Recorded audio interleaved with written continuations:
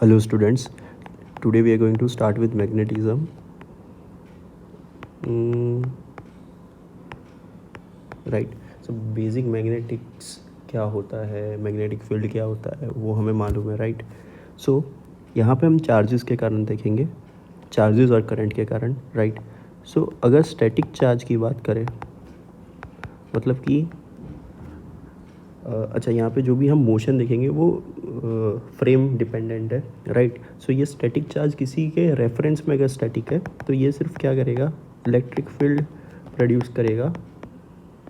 Right, and इस पे जो भी फोर्सेस लगेंगे वो किसके कारण लगेंगे, force is due to electric field. ठीक है, लेट सपोज अगर हम मूविंग चार्ज की बात करें, अच्छा ये मूविंग भी किसी फ्रेम के रिस्पेक्ट में होगा, तो यहाँ पे produces both electric field and magnetic field. ठीक है, दोनों ही प्रोड्यूस करता है और फोर्स भी दोनों के कारण लगता है. Force is due to both. Right, अगर हम करंट की बात करें, करंट इन अ कंडक्टर, तो यहाँ पे सिर्फ ये मैग्नेटिक फील्ड को प्रोड्यूस करता है और इस पे फोर्स भी सिर्फ मैग्नेटिक फील्ड के कारण लगता है.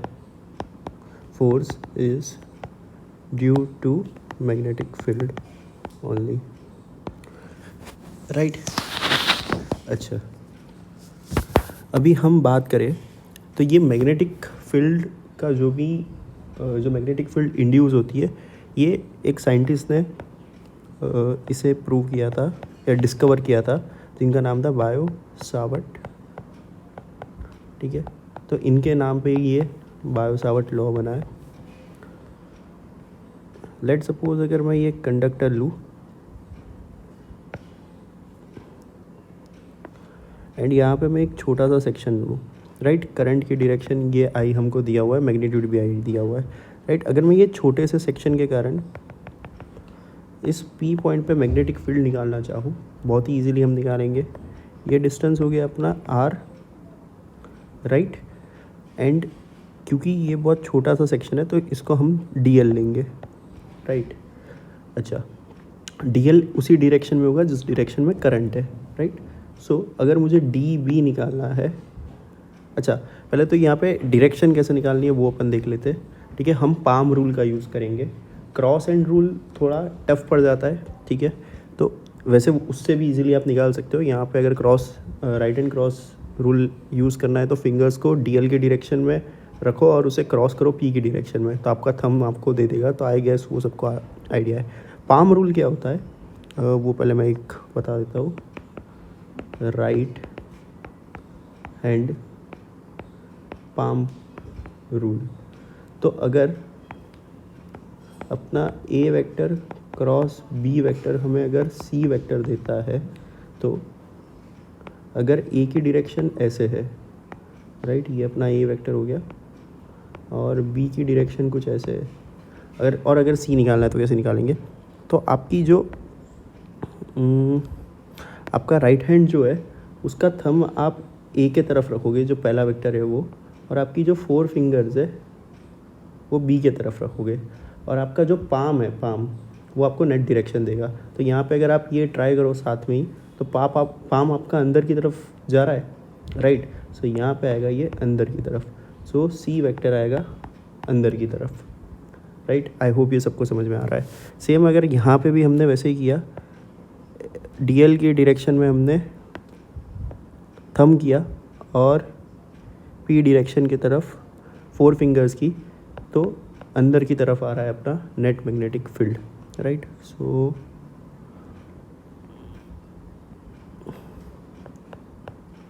ये हो गया डी बी, क्योंकि ये सिर्फ हमने डी एल सेक्शन के कारण देखा है. राइट, सो यहाँ से फॉर्मूला निकलती है d B mu naught I D l cross r vector divided by, अच्छा d l cross r vector 4 pi r cube. अभी ये जो आर क्यूब है ये मैग्नीट्यूड है. राइट, सो आप यहाँ से ये भी कर सकते हो कि R vector divided by R magnitude, R cap कर लो और फिर नीचे आर स्क्वायर से डिवाइड कर लो, लेकिन ये ज़्यादा सही है. राइट, अच्छा, अगर पूरा निकालना है तो दोनों तरफ हम इंटीग्रेट कर देंगे। तो लेट सपोज हम इससे एक निकालते हैं, magnetic field due to current carrying conductor, right. Current carrying conductor के कारण हम अगर मैग्नेटिक फील्ड निकालना चाहे, लेट सपोज ये अपना एक वायर है या कंडक्टर है, इसमें करंट आई जा रहा है, थोड़ा और इसे बड़ा बनाते हैं, राइट। लेट सपोज ये ऐसे है,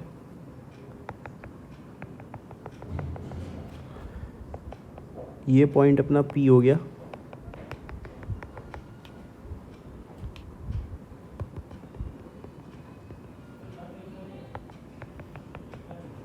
राइट। कुछ ऐसा दिख रहा है। अच्छा, यहाँ पे ये हमें डिस्टेंस जो P पॉइंट है उससे परपेंडिकुलर डिस्टेंस हमें D दिया हुआ है, राइट। अच्छा, अभी क्या करेंगे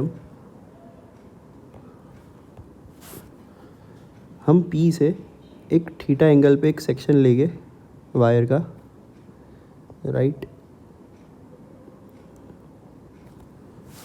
लेट सपोज ये एंगल थीटा है तो ये डी थीटा हो जाएगा, राइट। अच्छा, यहाँ पे मैं इसको अगर x कंसीडर करूँ तो क्या ये dx नहीं हो जाएगा? अच्छा, यहाँ पे अभी कांस्टेंट क्या है, थीटा वेरिएबल है और x भी वेरिएबल है, राइट। x हमने गलत मार्क कर दिया, ये यहाँ नहीं आएगा, x आएगा यहाँ पे। तो x भी वेरिएबल है, थीटा भी वेरिएबल है, राइट। कांस्टेंट यहाँ पे d दिख रहा है अपने को, तो क्या मैं यहाँ पे लिख सकता हूँ x upon D is equals to ten theta, जो अपना 10 का ट्रिग्नो है वो यूज़ किया मैंने simply. x is equals to कितना आएगा, डी टेन थीटा। चलो ये भी सही है। दोनों तरफ अगर डिफ्रेंशिएट किया तो ये हो जाएगा d x is equals to d sec square theta. अच्छा, डी अपना कॉन्स्टेंट है, राइट, थीटा वेरिएबल है, so d sec square theta D theta, right. बहुत ही ईजी है ये तो, चलो इतना सही है। अच्छा, अगर यहाँ पे मैं वेक्टर की डायरेक्शन देखूँ, डी एक्स वेक्टर की, वो इस तरफ आ रही है, राइट, और जो अपना आर वेक्टर है वो इस तरफ आएगा, राइट। अभी इन दोनों के बीच का अगर मुझे ये वाला एंगल निकालना है, ये कैसे निकालेंगे? तो क्या अगर मैं ऐसे एक स्ट्रेट लाइन बना दूँ, अगर आप देखो ये वाली लाइन और ये वाली लाइन पैरेलल है, तो ये अगर थीटा है तो ये भी थीटा आएगा और ये ओवरऑल 90 प्लस थीटा आएगा। आई होप ये सबको समझ में आया हो, राइट। बेसिक आपका कैलकुलेशन है ये। सो आर वेक्टर और डी एक्स वेक्टर के बीच में 90 प्लस थीटा एंगल आ रहा है, राइट। अभी हमें सिंपल, अच्छा ये 90 प्लस थीटा वाला जो भी साइन के अंदर आएगा वो हमें प्लस माइनस भी देगा, लेकिन हमको ऑलरेडी डायरेक्शन मालूम है। वो हम कैसे निकालेंगे? पाम रूल से, कि भाई करंट की डायरेक्शन अगर ऐसे है और आर वेक्टर अपना इस डायरेक्शन में, तो पाम रूल से पी में अंदर की तरफ अपना मैग्नेटिक फील्ड डी बी जो है वो आ रहा है, right. So D B is equals to कितना हो जाएगा, mu naught I D L की जगह डी एक्स आ जाएगा, राइट। अच्छा, इंटू आर वेक्टर, ठीक है, वो, और साइन थीटा कितना आएगा, 90 प्लस थीटा, क्योंकि दोनों के बीच में एंगल कितना है, 90 प्लस थीटा जो हमने अभी निकाला, 90 plus theta divided by R का क्यूब, राइट। सो हमने सिंपली ये वाली फॉर्मूला यूज़ की है, सिर्फ डी एल क्रॉस आर की जगह D L R sine theta मैंने लिखा है, राइट, जो क्रॉस प्रोडक्ट का रूल है, राइट। सो यहाँ से ये आ जाएगा अपना mu naught I R D X sine 90 plus theta कितना हो जाएगा अपना, कॉस थीटा होगा, राइट। वापस मैं बोल रहा हूँ कि वैसे तो एग्जैक्टली कॉस थीटा होगा, लेकिन प्लस माइनस का सोचना मत यहाँ पे, हमें सिर्फ मैग्नीट्यूड से मतलब है, डिवाइडेड बाय आर क्यूब। एक अपना आर कट जाएगा तो यहाँ पे आर स्क्वायर आ जाएगा, और डी एक्स की वैल्यू अगर हम सब्सटीट्यूट करें, अच्छा यार यहाँ पे एक हमने ये किया है कि मैंने डिस्टेंस तो डी लिया है और यहाँ पे मैंने लिखा है आर, ठीक है। तो अपन ये कर देते हैं, यहाँ पे इसे आर कर देते हैं, यहाँ पे भी आर हो जाएगा, यहाँ पे भी आर हो जाएगा, यहाँ पे भी आर हो जाएगा, राइट। सो यहाँ से अगर dx की वैल्यू हम सब्सटीट्यूट करें, ये dv है, ये आ जाएगा म्यू नॉट आई, dx की वैल्यू है r sec square theta D theta, right. एक सेकेंड, कुछ गड़बड़ की है क्या अपन ने? आर अपना ये है, अच्छा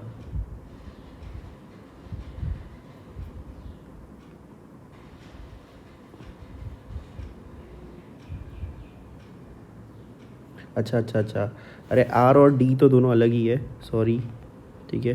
तो जो ऑलरेडी था उसको हम डी ही रहने देते हैं। हमने एक्चुअली आर ये वाला लिया है, राइट, ये है आर, ठीक है। तो सही था अपना यहाँ तक, ठीक है।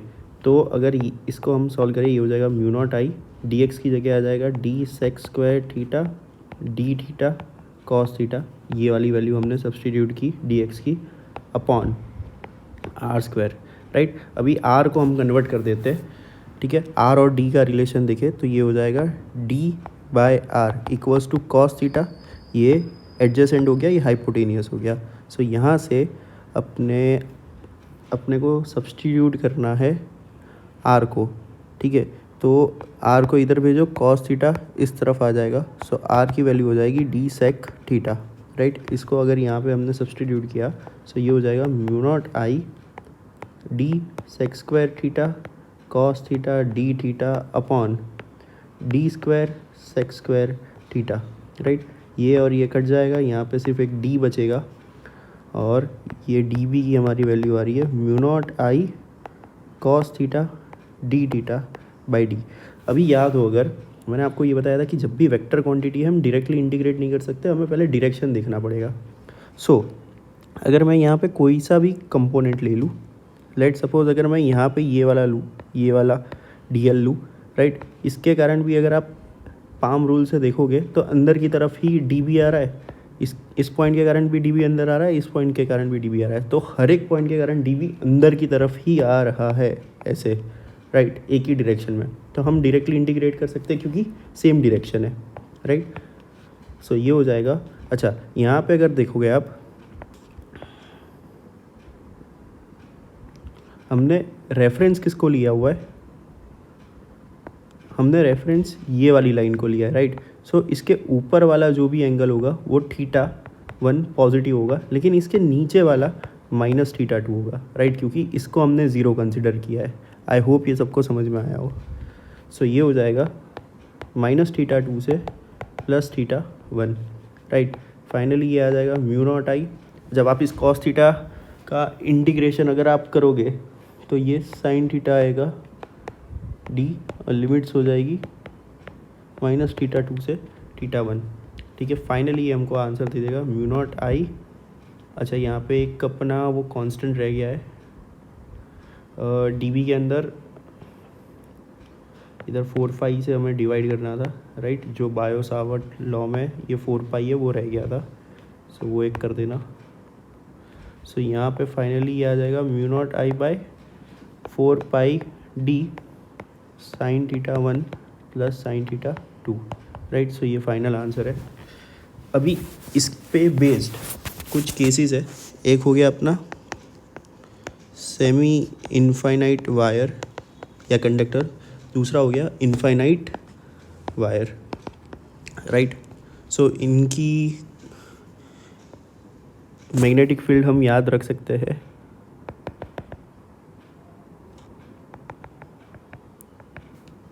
राइट। लेट सपोज ये पॉइंट P है। अच्छा, ये वायर का एंड है, इनफाइनाइट वायर का एंड है। सो अगर हम देखें थीटा 1, तो एक तो यही वाला एंगल हो गया इसके ऊपर जो कि 0 हो गया, और दूसरा इस तरफ जाएगा जो कि 90 हो गया, राइट। सो अगर यहाँ पे मैं थीटा 1 की बात करूँ तो ये π/2 आ रहा है, थीटा 2 की बात करूँ तो 0 आ रहा है। सो यहाँ पे B की वैल्यू हो जाएगी म्यू नॉट आई साइन थीटा 1 जो कि हो गया 1 प्लस साइन थीटा 2 जो कि हो गया साइन 0 जो कि हो गया 0/4 पाई इनटू ये वाला डिस्टेंस अगर d हमें दिया है तो d, तो ये हो जाएगा mu naught I by 4 pi d, right.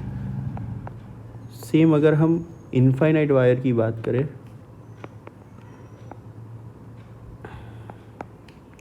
Let's suppose ये पॉइंट P है, ये डिस्टेंस हमें d दिया हुआ है, यहाँ पे ये भी इनफाइनाइट तक जा रहा है, ये भी इनफाइनाइट जा रहा है, राइट। सो θ1 की वैल्यू π/2 हो गई, θ2 की भी वैल्यू π/2 हो गई, राइट। अगर ये हमें सब्सटीट्यूट करेंगे तो ये हो जाएगा mu naught I 1 + 1 which is going to be 2 sin θ1 which is sin 90 plus sin θ2 which is sin 90 again, so it's going to be 2 divided by 4πd which is going to give us mu naught I by 2πd, right.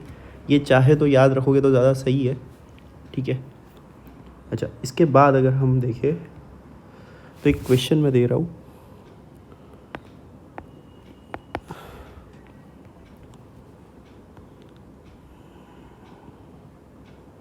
Let's suppose ये wire है,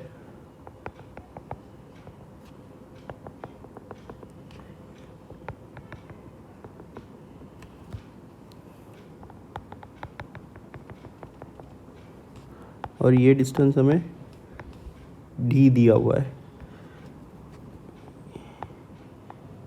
current इसके अंदर आई flow हो रहा है, right, such that ये वाला 30 degree है, ये वाला भी 30 डिग्री है। अभी इसके अंदर अगर मैग्नीट्यूड निकालना हो, कभी कभी इसके अंदर ये d भी दिया है, अगर ये d दिया है तो बहुत ही ज़्यादा अच्छी बात है, लेकिन अगर ये वाला डिस्टेंस दिया है सपोज a या ऐसा कुछ, तो इसका कंपोनेंट लेके पहले तो d निकाल देना, राइट, ठीक है। ये आप ट्राई कर सकते हो एक बार, ठीक है। अच्छा, यहाँ पे अगर हम देखेंगे तो θ1 अगर हम देखेंगे तो वो हम हमेशा किससे देखेंगे, हॉरिजॉन्टल से देखेंगे, तो ये आ रहा है अपना 60 डिग्री, तो ये तो सही है। लेकिन अगर हम θ2 देखें तो वो हमेशा नीचे की तरफ आता था, राइट, ऐसे ये होता था θ2, लेकिन यहाँ पे तो θ2 अपना ऊपर की तरफ जा रहा है, ठीक है। अगर θ2 नीचे की तरफ आ रहा था तो उसे हम पॉजिटिव लेते थे, तो अगर θ2 ऊपर की तरफ जाएगा तो ये हम नेगेटिव लेंगे, राइट। तो θ2 यहाँ पे आएगा -30 डिग्री, राइट। अभी तो सिंपल है जो अभी तक कर रहे थे, mu naught I by 4 pi, यहाँ पे डिस्टेंस d है तो d sin θ1 which is going to be √3/2 which is sin 60 minus sin 30 which is going to be 1/2, और एल्स आप ये भी लिख सकते हो sin -30, तो क्योंकि ये अपना ऑड फंक्शन है तो माइनस को बाहर की तरफ धकेल देगा, राइट। अगर इवन फंक्शन होता तो माइनस को खा जाता, ठीक है। लेट्स सपोज अगर हम एन साइडेड पॉलीगॉन ले, अच्छा ये क्वेश्चन ही है, कोई हेडिंग नहीं है, लेकिन हाँ ये आप एक रिजल्ट की तरह यूज़ कर सकते हो। So n sided regular polygon with distance r from centre to edge, ठीक है, ये हमें दिया हुआ है, एज नहीं वर्टेक्स लिख देते हैं यहाँ पे।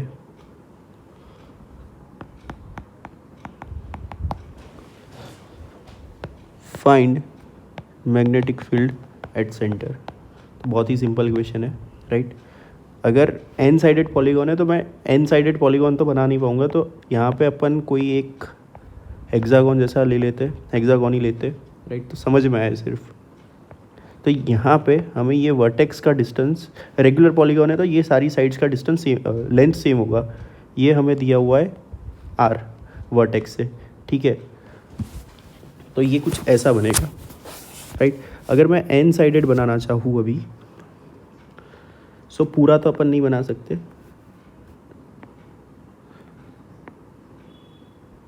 बहुत बार सारे डायग्राम्स बनाने डिफ़िकल्ट हो जाते हैं, तो आपको इमेजिन करना पड़ता है, राइट। सो ये कुछ, अगर मैं एक साइड बनाऊँ तो ये कुछ ऐसा दिखेगा, राइट। ये सपोज इसका सेंटर हो गया, ये साइड 1 हो गई, ये 2 हो गई, वैसे ये लास्ट में घूम के ये एन हो जाएगी, राइट। अच्छा, अगर मैं ये एंगल निकालना चाहूँ ट्रायंगल का, तो ये कितना आएगा। सो लेट सपोज आपका एक ट्राइंगल है, तो ये इसका जियोमेट्रिकल सेंटर आएगा, और अगर ये मुझे इसमें ये एंगल सबटेंड निकालना है तो ये हम कैसे निकालेंगे, ये पूरा 360 होगा डिवाइडेड बाय इसकी साइड्स, सो ये हो जाएगा 120, 360/3। सेम अगर एक रेगुलर स्क्वायर है, स्क्वायर तो रेगुलर ही होता है, सॉरी, सो एक पॉलीगॉन है 4 साइडेड जो कि रेगुलर है, जो कि स्क्वायर होगा, राइट, सो ये 90 आएंगे 360/4। So same goes with year also, this is going to be 2π/n, और ये अगर एक निकालना है तो ये हो जाएगा π/n, राइट। आई होप ये सबको समझ में आ रहा है। अच्छा, ये वाला डिस्टेंस हमको ऑलरेडी इन्होंने दिया हुआ है जो कि है r, राइट। इसे इरेज कर देते, फाइन। तो इतना अपने को चाहिए था।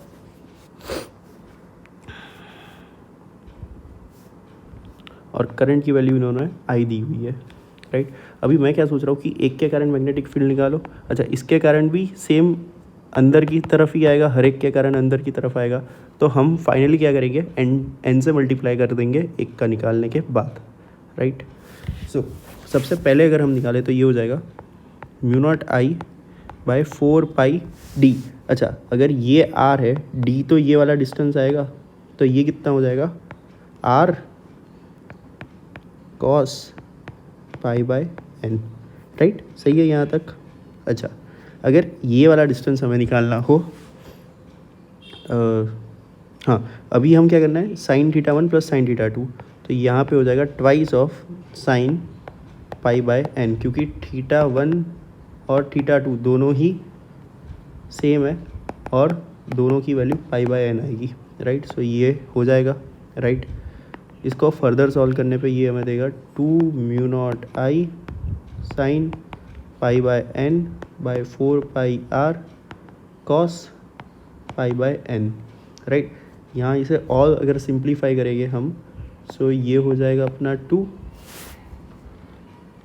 और अच्छा ये हो जाएगा, और ये वाला हो जाएगा 10, सो ये हो गया μ0I/2πr 10 π/n। लेकिन ये तो एक के कारण ही है, right, only by one side. लेकिन अगर n साइड्स से भी सेम आ रहा है तो इसे हम सिंपली n से मल्टीप्लाई कर देंगे, सो ये हमें फाइनली दे देगा आंसर μ0I/2πr 10 π/n। अच्छा, यहाँ पे अगर कुछ हमें थोड़ा और इसे सिंप्लीफाई करना हो तो n को हम पाई से डिवाइड कर देंगे, सो ये फाइनली हमें आंसर दे देगा μ0I/2r 10 π/n/π/n।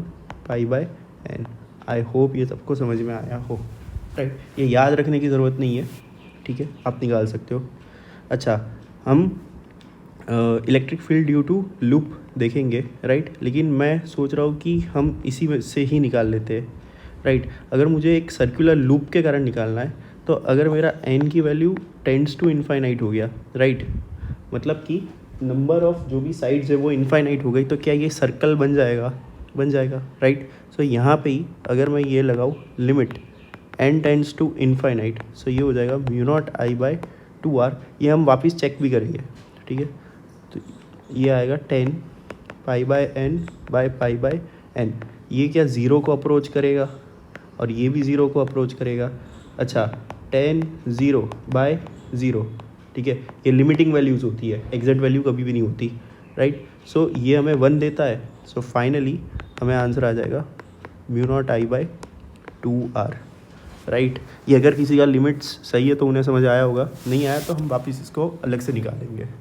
सो एक सर्कुलर लूप के कारण जिसमें करंट I फ्लो हो रहा है, उसमें at the centre magnetic field आता है μ0I/2r, राइट। ओके, एक थोड़ा अच्छा और क्वेश्चन हम देखते हैं, ठीक है।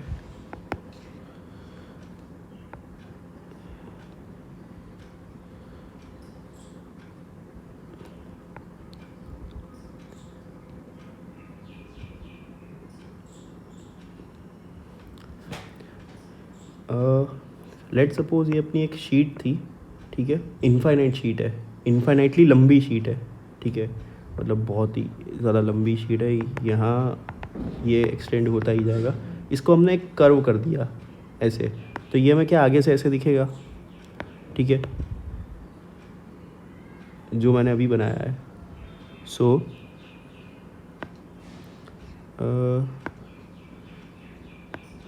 लेट सपोज ये इनफाइनाइटली लॉन्ग शीट है, राइट।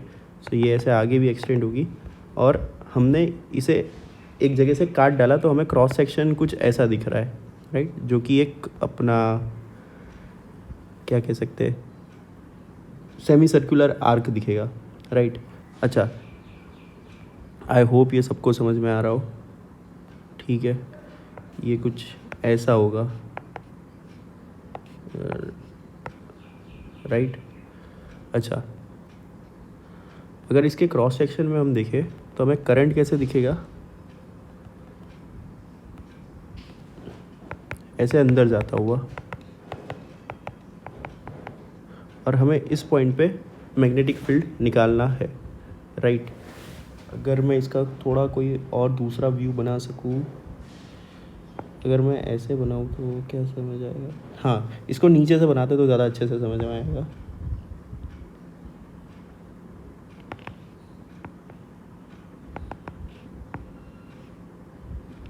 सो ये इनफाइनाइट लंबा है पूरा, ठीक है, और करंट अंदर की तरफ जा रहा है, राइट। सो हमें इसके सेंटर पे निकालना है, कैसे निकालेंगे। सो आप ट्राई कर सकते हो एक बार वीडियो पॉज करके।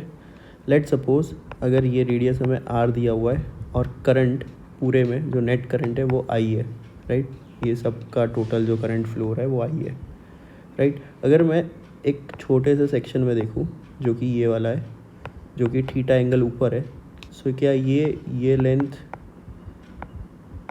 आर डी थीटा होगी, राइट। अगर मैं करंट डेंसिटी निकालूँ तो ये आई बाय ये जो टोटल लेंथ है जो कि पाई आर है वो आएगा, इनटू आर डी थीटा आएगा। सो आई जो इतने से सेक्शन में फ्लो होगा वो हो जाएगा I D theta by pi, right. अच्छा, इसके कारण अगर आप मैग्नेटिक फील्ड निकालना चाहोगे तो कैसे निकालोगे, सबसे पहले थंब की डायरेक्शन करो करंट की डायरेक्शन में जो कि अंदर की तरफ है, ठीक है, राइट हैंड का, और अपनी 4 फिंगर्स को इस तरफ अगर हम पॉइंट करेंगे तो हमारा पाम किस तरफ हमें डायरेक्शन देगा, वो देगा हमें इसके परपेंडिकुलर जो कि है इस तरफ, राइट। सो अगर ये थीटा है तो ये 90 माइनस थीटा हो जाएगा और ये हो जाएगा थीटा, राइट। आई होप सबको ये समझ में आ रहा हो। सो ये डायरेक्शन आएगी यहाँ से थीटा, ठीक है। सो ये हो गया डी वी जो कि इस वाले सेक्शन के कारण हम निकाल रहे हैं। सो डी वी की वैल्यू आ रही है म्यू नॉट, आई कितना है इतना, I D theta by pi divided by, ठीक है, mu naught I divided by 2 pi d. So इसका डिस्टेंस इस पॉइंट से कितना है, ये वाला जो कि आएगा आर, ठीक है। तो इस वाले सेक्शन के कारण हमने निकाल दिया जो कि इन्फाइनाइटली लॉन्ग है। लेकिन अगर हम डी वी की डायरेक्शन देखें तो डी वी के 2 कंपोनेंट्स आएंगे। अच्छा, यहाँ पे अगर आप हर एक के कारण देखोगे, लेट सपोज अगर मेरा कंपोनेंट इस तरफ है तो ये इस तरफ आएगा, तो जैसे जैसे थीटा चेंज होगा डी वी की डायरेक्शन भी चेंज होगी, राइट। तो यहाँ पे हम डायरेक्टली इसे इंटीग्रेट नहीं कर सकते, इसके पहले तो हमें कंपोनेंट्स लेने पड़ेंगे, राइट। अगर मैंने डी वी कॉस थीटा लिया तो वो हमें ऊपर वाला देगा D V cos theta, D V sine theta हमें दे देगा ये वाला, राइट। अच्छा, इंटीग्रेशन हम कहाँ से कहाँ करेंगे, तो थीटा इनिशियली अगर हम देखें तो यहाँ पे तो 0 है, राइट। फाइनली वो इस तरफ अगर पहुँचेगा तो π/2 आएगा। सो 0 से π/2, राइट। सो कॉस थीटा का इंटीग्रेशन अगर हम करें, डी वी कॉस थीटा का इंटीग्रेशन 0 से पाई, सो ये साइन हो जाएगा और साइन पाई पे भी 0 आएगा, उसमें भी 0 आएगा, राइट। सो ये वाला जो कंपोनेंट है वो तो कैंसिल आउट हो जाएगा, राइट। ये अगर हमें वापस देखना हो विदाउट इंटीग्रेशन तो हाँ, तब भी हम देख सकते हैं। सो हमने ये जो ब्लू वाला कंपोनेंट लिया, राइट, उसकी जगह अगर मैं एक सपोज़ यहाँ पे अगर कंपोनेंट लूँ, राइट, सो आर वेक्टर अपना इस डायरेक्शन में, ठीक है, तो इसके परपेंडिकुलर आएगा क्या? अच्छा, इसके अगर आप कंपोनेंट्स लोगे तो एक तो इस तरफ आएगा, दूसरा नीचे की तरफ आएगा। अगर याद करो, इस वाले का ऊपर की तरफ आ रहा था, यहाँ पे नीचे की तरफ आ रहा है। अच्छा, सबका लेफ्ट हैंड साइड तो आ ही रहा है, सो जो अपना साइन थीटा वाला कंपोनेंट है, ये जो कॉस थीटा वाला कंपोनेंट है, वो तो ज़ीरो हो जाएगा, जो हमने अभी देखा भी, राइट, वेक्टोरियली। लेकिन साइन थीटा वाला है वो बच जाएगा। सो ये आएगा mu naught I D theta by pi by 2 pi r sine theta integration 0 से pi, which is going to give us mu naught I by 2 pi square r. अच्छा, साइन थीटा का इंटीग्रेशन कॉस थीटा हो जाएगा अपना, ठीक है, minus of cos theta, हाँ minus of cos theta आएगा, और उसकी अगर लिमिट्स हमने 0 से पाई रखी तो वो आंसर हमें 2 दे देगा, राइट। तो फाइनली आएगा mu naught I by pi square R, और इसकी अगर डायरेक्शन आप देखना चाहोगे तो वो इस डायरेक्शन में आएगा, राइट। फाइनली ये वाली डायरेक्शन। आई होप ये सबको समझ में आया हो। इसके बाद हम देखेंगे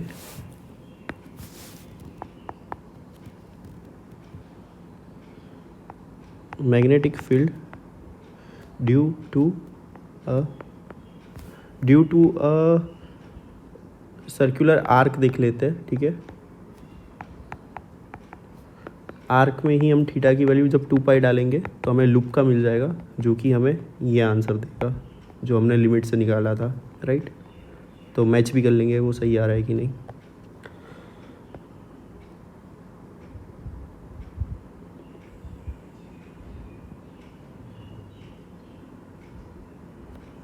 लेट्स सपोज ये अपना लूप है,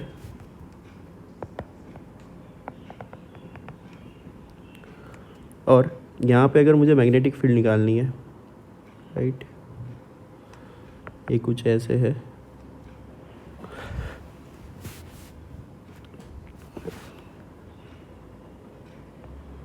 ओवरऑल एंगल हमें फाई दिया हुआ है, राइट। यहाँ से मैं अगर थीटा एंगल पे एक डी थीटा कंपोनेंट लूँ, अच्छा, ये लेंथ हो जाएगी अपनी आर डी थीटा, राइट। इसकी अगर आप डायरेक्शन देखोगे तो ये कैसी आएगी, इस डायरेक्शन में, राइट। अच्छा, आर वेक्टर अपना इस तरफ है, तो वापस अगर आप अपना पाम रूल यूज़ करोगे तो आपको यहाँ पे बाहर की तरफ आता हुआ दिखेगा, आर की तरफ आपका थंब और 4 फिंगर्स ऐसे, ठीक है। तो ये बाहर की तरफ आपका पाम आएगा। आई होप ये सबको समझ में आया हो। सो ये आर डी थीटा के कारण अगर हम देखें डी बी आएगा, जो कि होगा म्यू नॉट आई, लेंथ होगी R D theta divided by, अच्छा, आर डी थीटा और ये जो अपना ये वाला आर वेक्टर है वो दोनों ऑलरेडी परपेंडिकुलर होंगे, ठीक है। सो ये हो जाएगा divided by into R divided by R cube into sine theta कर सकते हो, लेकिन साइन की वैल्यू 90 ही आएगी, क्योंकि टेंजेंशियल और रेडियल डायरेक्शन हमेशा एक दूसरे के परपेंडिकुलर होती है। एनीवेज आगे बढ़ते हुए ये हमें देगा mu naught I D theta by R, right. ये डी बी अपना निकला। अच्छा, इसके कारण डी बी बाहर की तरफ, अगर मैंने इस कंपोनेंट की बात की तो उसके कारण भी डी बी बाहर की तरफ, हर एक के कारण बाहर की तरफ ही आ रहा है। तो क्या ये हम डायरेक्टली इंटीग्रेट कर सकते हैं? डायरेक्टली इंटीग्रेट अगर आप करोगे, अच्छा, यहाँ 4 पाई से डिवाइड करना रह गया, ये हो जाएगा 0 से, अच्छा, इनिशियली हमने रेफरेंस इसको लिया है, सो इसका इस तरफ का हो जाएगा -5/2, इस तरफ का हो जाएगा +5/2। ओवरऑल हमने 5 एंगल लिया है, सो ये हो जाएगा -5/2 से +5/2। फाइनली हमें आंसर देगा mu naught I by 4 pi r, 5/2 minus 5/2 which is going to be 5, right. So ये आप याद रख सकते हो, mu naught I 5/4 pi r. अगर पूरा सर्कल होगा या पूरा लूप होगा तो फाई की वैल्यू कितनी हो जाएगी, पाई/2, तो वहाँ से आ जाएगा μ0I/2r, जो कि हमने यहाँ पे निकाला था, राइट। दोनों सेम ही आ जाएगा। अच्छा, अगर नंबर ऑफ टर्न्स n है, magnetic field due to a circular loop, ठीक है। पहले हम देख रहे हैं सेंटर पे,